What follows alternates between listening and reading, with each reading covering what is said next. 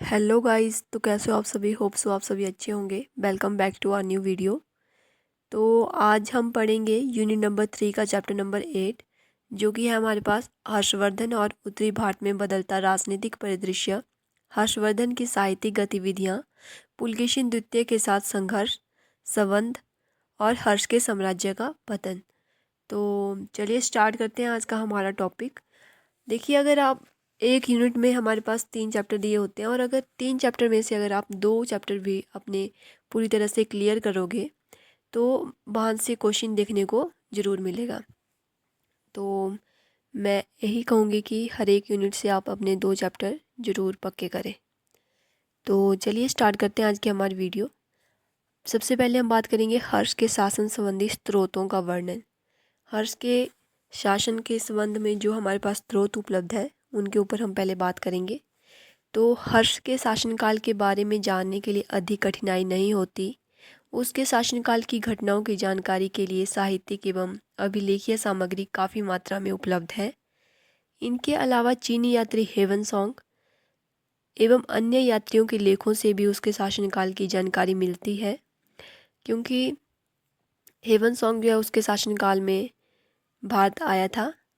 उसके शासनकाल के प्रमुख स्रोत इस प्रकार से है। हेवन सॉन्ग भारत की यात्रा पर आने वाला प्रसिद्ध चीनी यात्री था।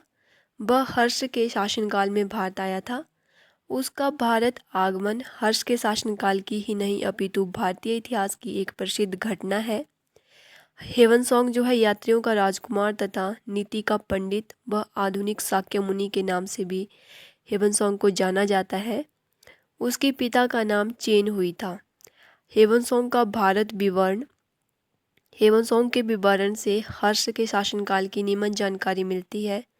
जैसे उसने राजा के विषय में बताया। हेवन सॉन्ग 8 वर्ष तक हर्ष के राज्य में रहा। वह हर्ष के व्यक्तिगत जीवन तथा उसके सुव्यवस्थित प्रशासन से बड़ा प्रभावित हुआ। उसने हर्ष के बारे में निम्न बातें लिखी थी। परिश्रमी तथा कर्तव्य पालक शासक, उदार तथा दानी, धार्मिक तथा सहिष्णु राजा। कनौज के विषय में भी हेवन सॉन्ग ने लिखा। कनौज जो है हर्षवर्धन की राजधानी थी। तो हर्ष की राजधानी काव्यकुब्ज के भद्र विहार में हेवन सॉन्ग ठहरा था। वह कनौज को एक वैभवशाली नगर बताता है। वह कहता है कि नगर के चारों ओर एक खाई थी तथा ऊंचे ऊंचे मीनार थे।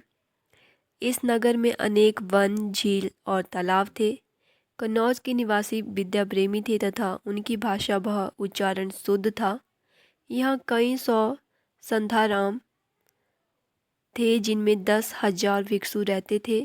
यहाँ 200 मंदिर भी थे जिनमें कई हजार अन्य धर्मावलंबी रहते थे। राजनीतिक अवस्था के बारे में भी हेवन सॉन्ग वर्णन करता है। वह कहता है कि जो हर्ष है वो प्रजा हितैषी शासक था। राज्य की आय तथा उसका विवरण भी बारे में भी वह बताता है। दंड व्यवस्था और सुरक्षित सड़कें, अभिलेख विभाग, सेना, मंत्री परिषद के बारे में भी हेवन सॉन्ग बताता है। सामाजिक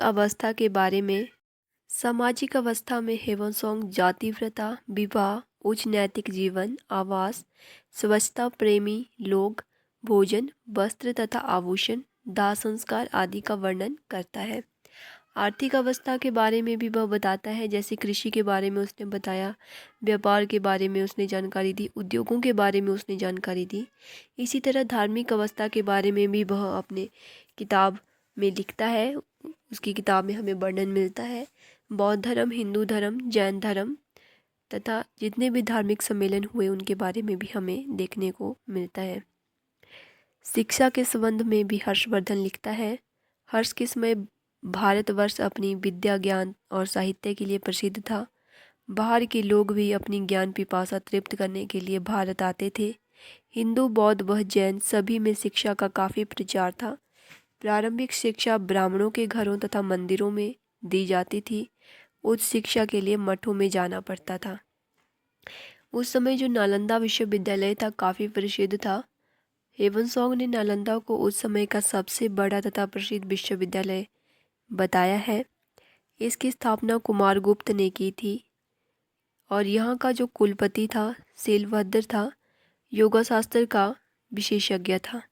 इसके अतिरिक्त जो हर्ष का साहित्य है, उसने खुद जो रचनाएं लिखी जैसे नागानंद, प्रियदर्शिता तथा रत्नावली, उससे भी हमें उसके जो शासन है उसके बारे में जानकारी मिलती है। साथ ही उस समय के पुरातात्विक अभिलेख भी हमें उसके समय की जानकारी प्रदान करते हैं। नेक्स्ट हम बात करेंगे हर्षवर्धन के प्रारंभिक जीवन तथा उसकी विजयों के बारे में। तो हर्ष के जन्म की बात की जाए तो 590 ईस्वी के लगभग उसका जन्म हुआ था। वह थानेश्वर के राजा परम भट्टारक महाराजधिराज प्रभाकर वर्धन का छोटा पुत्र था तथा उसकी माता का नाम यशोमती था। अब हम बात करेंगे कि जो हर्ष है उसने उसके राज शासन की प्राप्ति कैसे की। 605 ईस्वी में घटना घटती है कि 605 ईस्वी में हर्ष के पिता प्रभाकर वर्धन की मृत्यु हो गई तथा उसकी माता यशोमती उसके साथ सती हो गई। ऐसी परिस्थितियों में हर्ष का बड़ा भाई राज्यवर्धन सिंहासन पर बैठा, परंतु उसे समाचार मिला कि उसके बहनोई यानी कि उसके बहन के पति कनौज के शासक गृह बर्मन की हत्या कर दी गई है तथा उसकी बहन राजश्री को बंदी बना लिया है। तो वह तुरंत सेना लेकर शत्रु को पछाड़ने के लिए चल पड़ा। उसने युद्ध में मालवा के शासक देवगुप्त को मार डाला, परंतु धोखे से गौड़ के राजा शशांक ने राज्यवर्धन की हत्या कर दी। ऐसी विकट परिस्थितियों में 606 ईस्वी में थानेश्वर के राजदरबारियों ने पर्याप्त परामर्श के पश्चात हर्ष को वहाँ का शासन या शासक बनाया। अब हम बात करेंगे हर्ष की विजय। थानेश्वर व कनौज का राज्य मिल जाने के बाद हर्ष की गणना उत्तर भारत के शक्तिशाली शासकों में होने लगी। इसके बाद हर्ष ने भारत की खोई हुई राजनीतिक एकता को पुनः प्राप्त करने का प्रयास किया। हेवनसॉन्ग ने हर्ष की दिग्विजय के बारे में लिखा है कि पूर्व की ओर बढ़कर उसने उन राज्यों पर आक्रमण किया जिन्होंने उसकी अधीनता स्वीकार नहीं की थी। 6 वर्षों तक जब वह अपने 5 प्रदेशों को पूर्णतः अपने अधीन न कर लिया, वह निरंतर लड़ता रहा। उपलब्ध साक्ष्यों के आधार पर हर्ष की दिग्विजय का वर्णन इस प्रकार है। सबसे पहले गौड़ की तरफ वो ध्यान देता है। तो गौड़ की विजय, हर्ष ने सबसे पहले बंगाल या गौड़ की तरफ अपना ध्यान दिया। बंगाल या गौड़ के शासक शशांक ने उसके भाई राज्यवर्धन की, जो कि उसका बड़ा भाई था, की हत्या कर दी थी। हर्ष ने अपने सेनापति भांडी के नेतृत्व में शशांक के विरुद्ध सेना भेजी। ऐसा लगता है कि हर्ष के आगमन का समाचार सुनकर शशांक कनौज छोड़कर भाग गया। उसके पश्चात हर्ष ने कामरूप के राजा भास्कर बर्मन के साथ संधि की तथा दोनों ने मिलकर शशांक पर आक्रमण किया। शशांक अपनी राजधानी छोड़कर उड़ीसा की तरफ भाग गया, परंतु 619 ईस्वी के गंजाम अभिलेख से पता चलता है कि बंगाल व उड़ीसा पर शशांक का शासन था। शशांक की मृत्यु के बाद ही हर्ष बंगाल पर अपना अधिकार स्थापित कर सका, क्योंकि बाद के अभिलेख बताते हैं कि 634 ईस्वी में बंगाल पर हर्ष का राज्य था। नेक्स्ट है 5 प्रदेशों की विजय। हेवनसॉन्ग लिखता है कि हर्ष एक बड़ी सेना के साथ लगातार 6 वर्षों तक युद्ध करता रहा, जब तक वह पंच भारत का स्वामी न बन गया। हर्ष ने इन प्रदेशों को अपने राज्य में सम्मिलित कर लिया। ये 5 प्रदेश थे: पंजाब, कनौज, बंगाल, बिहार और उड़ीसा। नेक्स्ट है बल्लभी की विजय। बल्लभी का राज्य आधुनिक गुजरात प्रांत में स्थित था। इस राज्य का भौगोलिक दृष्टि से काफ़ी महत्व था, क्योंकि यह उत्तर में हर्ष के साम्राज्य तथा दक्षिण में चालुक्य नरेश पुलकेशिन द्वितीय के साम्राज्य के बीच पड़ता था। हर्ष इसको जीतकर इसे अपनी दक्षिण की कार्यवाही का आधार बनाना चाहता था। इसलिए हर्ष ने 630 से 640 ईस्वी के बीच बल्लभी पर आक्रमण कर लिया। इस समय ध्रुवसेन द्वितीय वहाँ का शासक था। ध्रुवसेन पराजित हुआ तथा उसने भागकर बड़ौच के गुर्जर नरेश दद्दा के पास शरण ली। नेक्स्ट है पुलकेशिन द्वितीय से युद्ध। पुलकेशिन द्वितीय चालुक्य वंश का एक शक्तिशाली राजा था। हेवनसॉन्ग उसकी शक्ति तथा प्रभाव की चर्चा करता है। हर्ष की विजयों के परिणाम स्वरूप उसके साम्राज्य की सीमाएं नर्मदा नदी तक पहुंच गई। पुलकेशिन भी उत्तर की ओर अपने राज्य का विस्तार करना चाहता था। हर्ष द्वारा बलबीर की विजय से पुलकेशिन संकित हो गया। ऐसी स्थिति में दोनों के बीच युद्ध अवश्यंभावी हो गया। फलस्वरूप हर्ष व पुलकेशिन द्वितीय के बीच नर्मदा नदी के तट पर युद्ध हुआ, जिसमें हर्ष की पराजय हुई। हर्ष व पुलकेशिन के बीच हुए युद्ध की पुष्टि ऐहोल अभिलेख, ह्वेनसांग के विवरण तथा ह्वेनसांग की जीवन से होती है।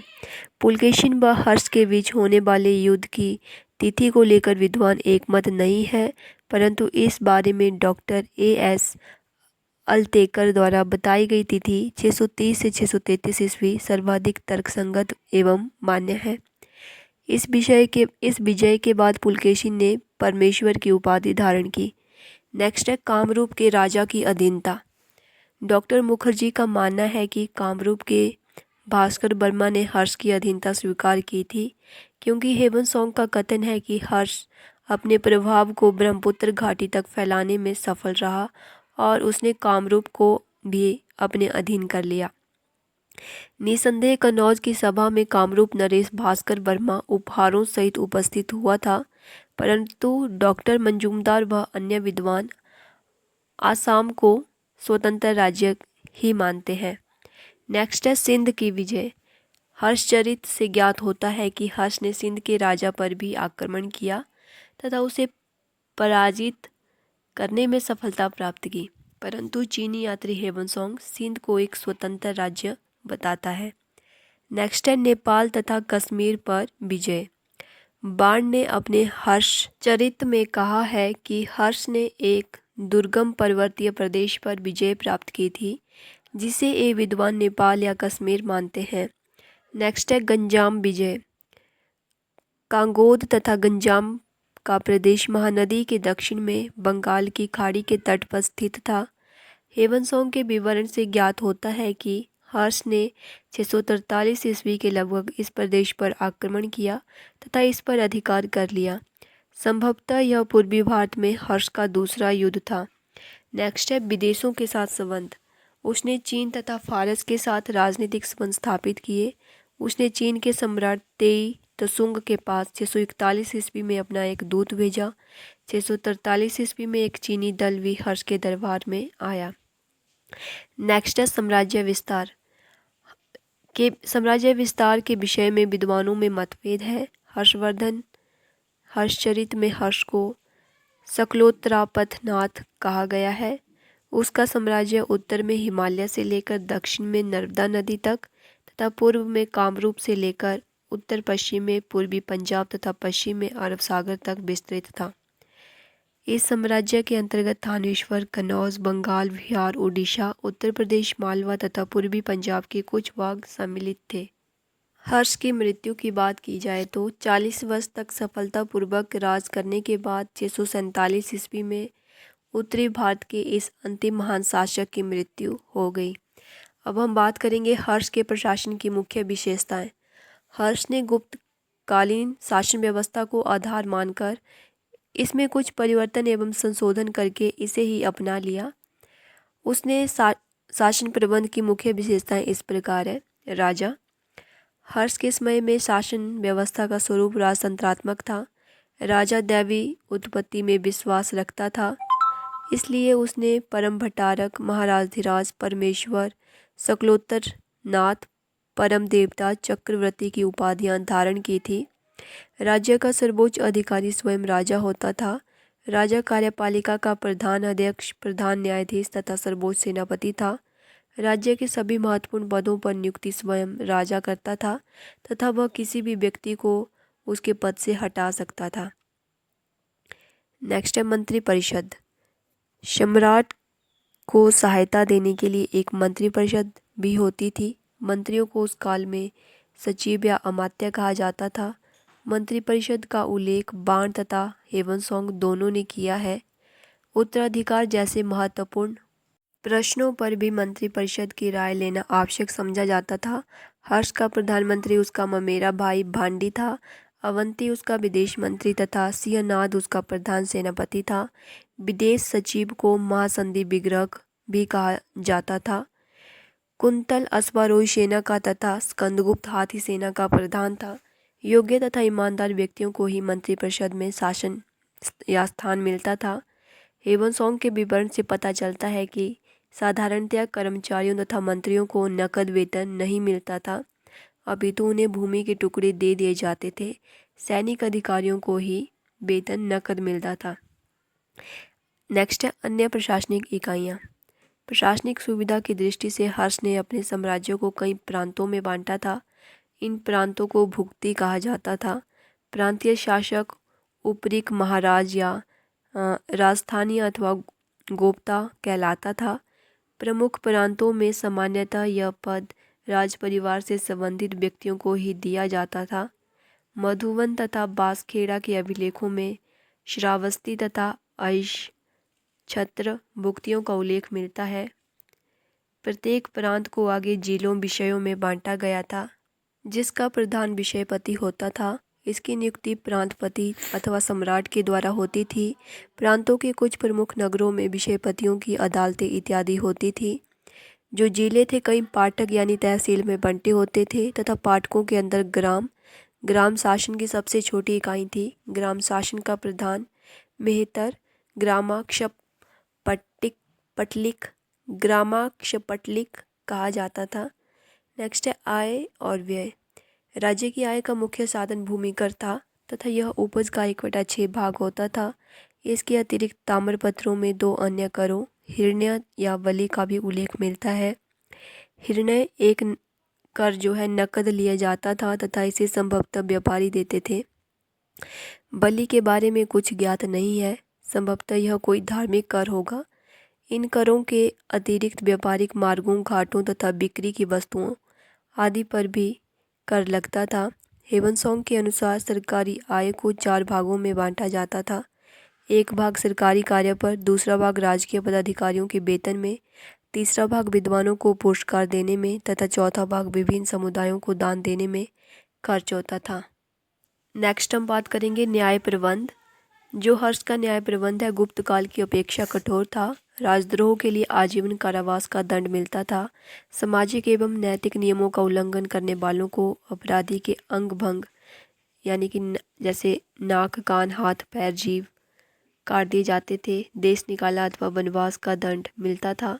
साधारण अपराधों के लिए जुर्माने किए जाते थे। न्यायालय को धर्माधिकरण कहा जाता था। शांति व्यवस्था के लिए पुलिस विभाग भी स्थापित था। पुलिस कर्मियों को चाट या भाट कहा जाता था। नेक्स्ट हम सैनिक प्रबंध, जो हर्ष का सैनिक प्रबंधन था उसके बारे में बात करेंगे।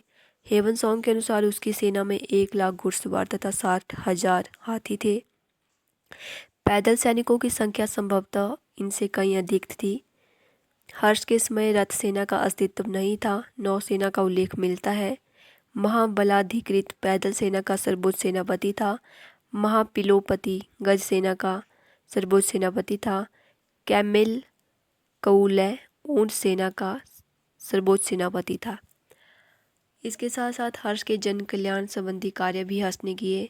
हर्ष की धार्मिक नीति और उसके साहित्य तथा शिक्षा के बारे में हमने पीछे भी पढ़ा। हर्षवर्धन की सफलताओं की बात की जाए तो वह परिवार प्रेमी था, महान विजेता था, महान साम्राज्य निर्माता था, सफल कूटनीतिज्ञ था, महान शासन प्रबंधक था, महान दानी था, विद्या प्रेमी था, धर्मपरायण तथा सहनशील था, महान प्रचारक था तथा भारतीय सभ्यता तथा संस्कृति का संरक्षक भी था। नेक्स्ट अगर हम हर्ष राज्य के पतन के कारणों के बारे में बात करें तो हर्ष के राज्य के पतन के निम्न कारण थे, जैसे उत्तराधिकार का मुद्दा, उत्तराधिकार संबंधी नियमों का न होना, कमजोर प्रशासन, आर्थिक कारण, बाहरी आक्रमण तथा साम्राज्य का विखंडन हो जाना। तो ये था हमारे पास हर्ष के बारे में आज का हमारा टॉपिक। अगर आप अच्छे तरीके से रेडी करोगे इसको तो आप एग्ज़ाम में चाहे हर्ष के साम्राज्य से कोई भी प्रश्न पूछा जाए आप उसको अच्छे से कर पाओगे। तो आपको वीडियो अच्छी लगी होगी। Thank you so much.